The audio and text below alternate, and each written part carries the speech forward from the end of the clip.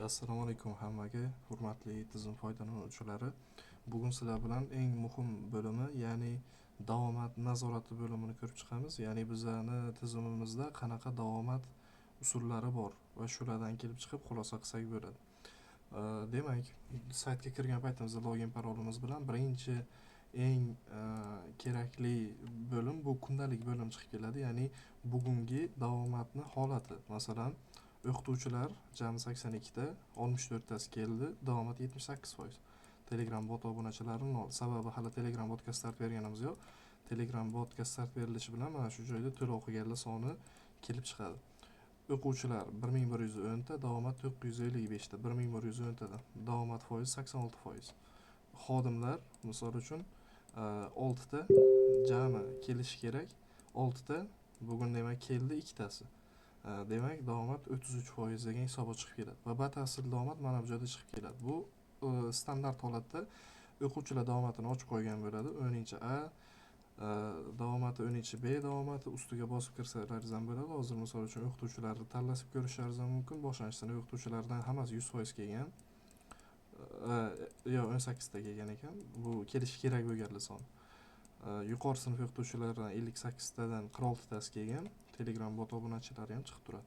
Va keyin eng muhimi, mana bu joyda terminallaringizni ro'yxati chiqib turadi. Ya'ni Face ID terminallaringiz ro'yxati, masalan, qo'shimcha binoni chiqish eshigidagi terminal onlayn turibdi hozir.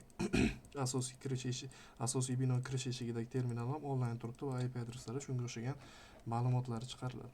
Agar sizlar aynan bitta holatni kim kelgan, kim kelmaganini ko'rmoqchi bo'lsangiz, masalan, boshlang'ich sinf o'qituvchisini bosamiz va mana bu joyda ko'rib olishimiz mumkin bo'ladi. Masalan, Boboqul va Zarnigor 827 ta kelgan, 1321 da ketgan.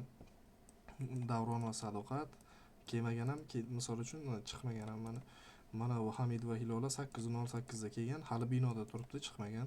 Xuddi shunga o'xshagan hisobotlarni sizlarga chiqarib ko'rsatib berishi mumkin bo'ladi.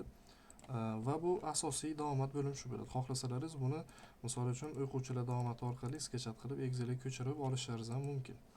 Va mana o'quvchilar davomati Excel holatda tayyor ko'rinishda bo'ladi. Buni sinf guruhlariga tarqatib, o'sha davomat nazoratini osongina yo'lga qo'ysalaringiz bo'ladi. Va ikkinchi bo'limi o'quvchi davomati, bu individual davomat bo'limi bo'lib, masalan, 1-oktyabrdan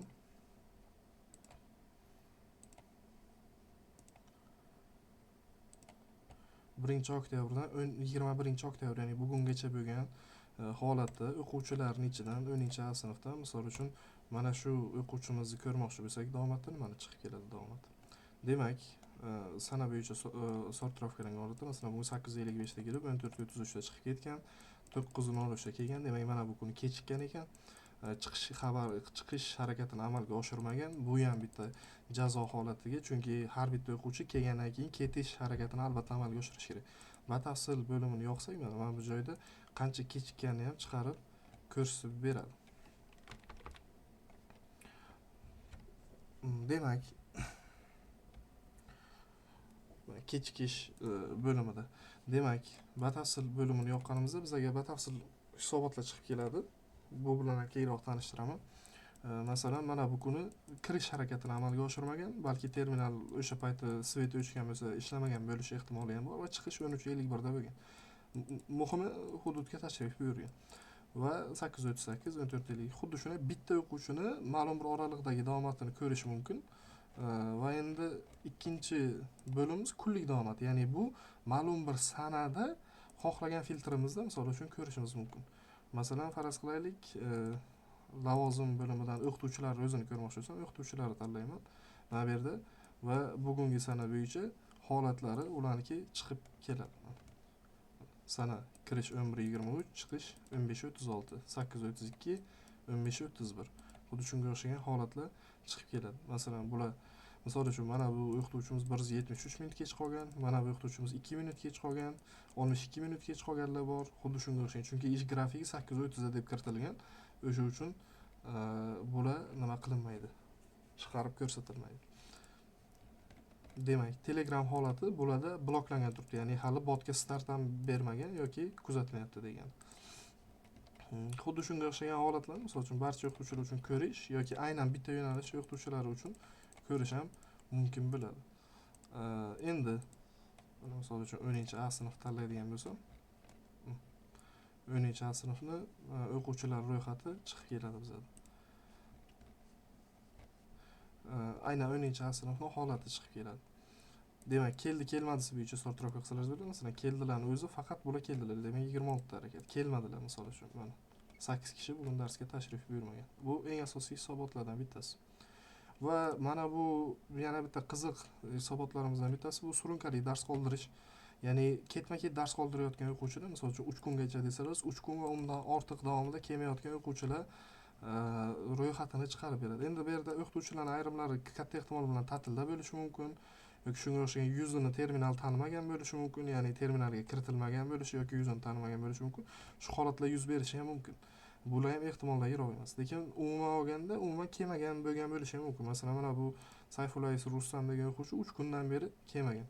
Ya'ni mana rostdan ham ochib qarasak, misol uchun mana oxirgi 4 kunlikda kelmagan. Ulardan bittasi ta'til 19-oktyabr kuni, ya'ni yakshanba kuni, qolgan 3 kunda kelmagan. Mana oxirgi marta u juma kuni maktabga kelgan bo'lib hisoblanadi. Xuddi shunaqa misol uchun hisobotlar hisoblanib ko'rib ketilaversa bo'ladi. Qoldiruvchilar bo'limi eng foydali bo'limlardan bittasi. Faqat rasmiy kiritilmagan bo'lsa ham qoldiruvchilar ro'yxatdan chiqarish mumkin. Misol uchun juda uzoqroq vaqtdan beri kelmayotganlarni ham ko'rishingiz mumkin. Shunga o'xshagan holatda masalan mana bularni rasmiy kiritilmagani uchun juda uzoq vaqt 16 kundan beri kelmaganini ko'rsatyapti. Chunki rasmiy kiritilmasa tizim, ya'ni Face ID terminali ularni tanimay qolishi ehtimoli bor. Va mana bu agar juda chuqur kerak bo'ladigan bo'lsa, masalan bitta shaxs bo'yicha uni bugun hisobida necha marta terminal Face ID terminallarda ko'ringanini topadigan bo'lim. Masalan, kirish terminalida 14:18 da ko'ringan, chiqish terminalida 13:21 da ko'ringan. Shunga o'xshagan mana misol uchun kirish qaysi terminalga qachon ko'ringanligi bo'yicha va tizimni ishlashi bo'yicha tushuntirmoqchiman. Birinchi kirish harakati kirish sifatida qabul qilinadi, oxirgi chiqish harakati chiqib ketdi sifatida qabul qilinadi. Va ota-onaga harakat xabar uzatilayotganda hech qachon kirish xabari kirdi deb uzatiladi, lekin chiqish xabari farzandi binodan chiqib ketdi tarzida emas, farzandi chiqish terminalida ko'ringanligi haqida, balki ehtimol u maktabda bo'lishi ham mumkinligi haqida xabar uzatadi. Ya'ni u misol uchun tanaffus paytlaridagi chiqishni ham xavotirlarni, ota-onalarning ko'nglidagi xavotirlarni oldini oladi. E'tiborlaringiz uchun rahmat. Savollar bo'lsa bemalol murojaat qilishingiz mumkin.